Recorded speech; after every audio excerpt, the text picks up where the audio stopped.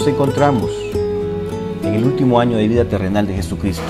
Durante este periodo, el Señor abandonó en gran parte su trabajo de predicar y se retira de Galilea para realizar largos viajes con sus discípulos, viajando a Tiro, Sidón, Cesarea y Decápolis. La pregunta es, ¿cuál era la razón de ese retiro? Podemos sintetizar en 4 razones. La primera, la hostilidad de sus adversarios. Luego de que Herodes Antipas matara a Juan el Bautista, su heraldo, era lógico pensar que su siguiente paso sería matar a Jesús, y él debería morir a su debido tiempo. Además, el descansar de sus arduas labores. La tensión física y mental que tuvo Jesús en estos días era agotadora. Imaginemos la presión que tenía de las persecuciones y el saber que su hora fatal se acercaba. Todo lo anterior requería de alta preparación física, mental y espiritual. Tercera razón es su deseo de estar a sola con los 12 discípulos, para instruirlos sobre su persona y prepararlos para su muerte. Jesús no había revelado que la hora de su crucifixión estaba pronta. Debía alejarlos del tumulto y prepararlos para la prueba máxima de su fe, la crucifixión, en la cual quedaría físicamente separados de Jesús. Mateos 14, 13, 21 nos relata el milagro donde Jesús alimenta a 5,000 hombres. Al conocer sobre la muerte de Juan, se va a un lugar apartado de Herodes. Cruzan al noroeste el mar de Galilea, llegando a una región gobernada por el buen tetrarca Felipe. Aunque este era un área despoblada, rápidamente el pueblo se da cuenta de que se acercan y corren a la orilla y rodean la embarcación. Desembarcan y se encuentran con una multitud hambrienta y desolada. Él se compadece de ellos y empieza a sanar a los enfermos.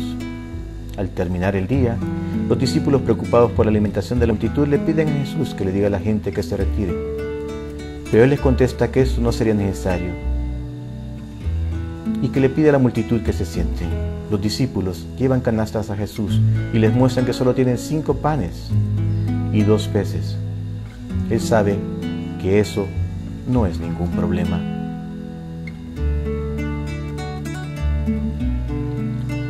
Ordena a los discípulos traer más canastas. Se retira a orar.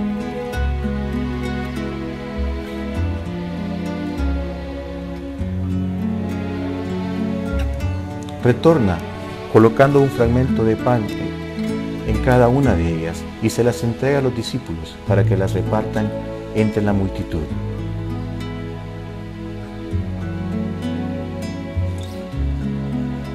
Los discípulos proceden a obedecerle y, para sorpresa de ellos, observan cómo se multiplican los alimentos para saciar el hambre de 5,000 personas. ¿Qué lecciones podemos aprender de este milagro? La primera es que demuestra Jesús su profunda compasión de ver la necesidad humana. Al bajar de su embarcación cura a los enfermos y luego se preocupa por alimentar la multitud. Hoy en día, Jesucristo sigue interesado en satisfacer todas nuestras necesidades. Además, revela su gran poder al multiplicar el pan por sus manos creadoras, demostrándonos su poder de creación ínfimo comparado al poder que ya había ejercido anteriormente para la creación de la tierra. Nos enseña también que el milagro se realiza a través de la bendición de Dios.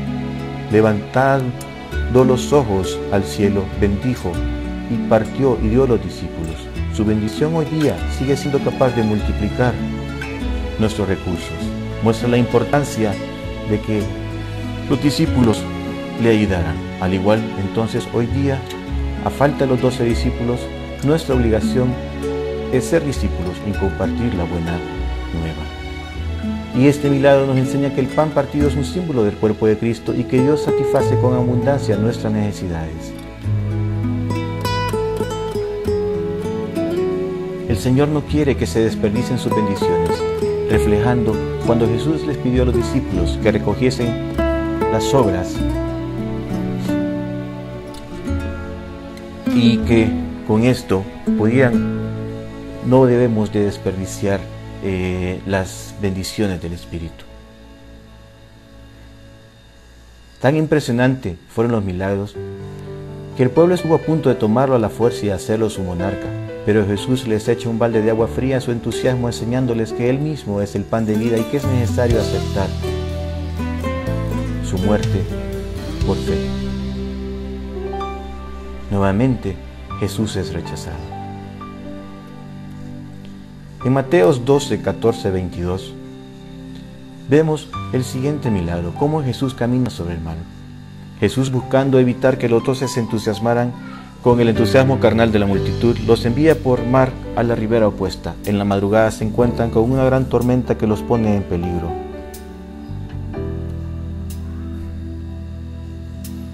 Los discípulos se sienten abatidos y abandonados. Pero llega Dios caminando sobre el agua a salvarles.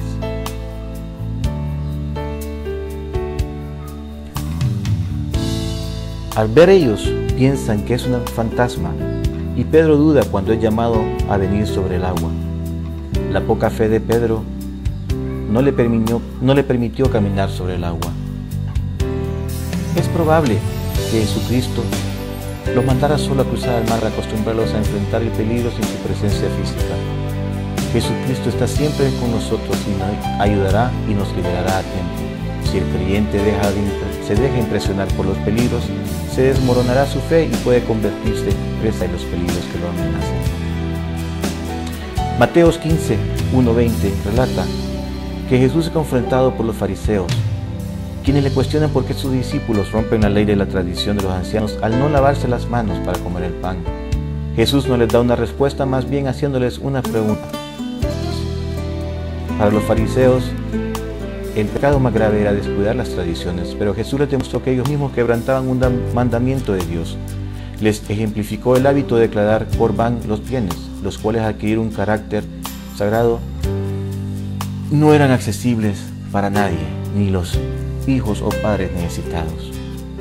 Jesús continúa su viaje con los discípulos y ejecuta milagros en su camino, como la liberación de demonios, la curación del sordo y tartamudo, la alimentación de los 4,000 y la curación del ciego de Betsaida.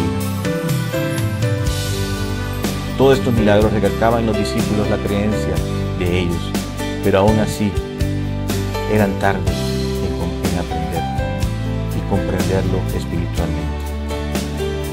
Todo esto era también como preparación que los llevaría a que se enfrentaran con la fuerte firmeza de sus propias convicciones y para el destino final que le esperaba.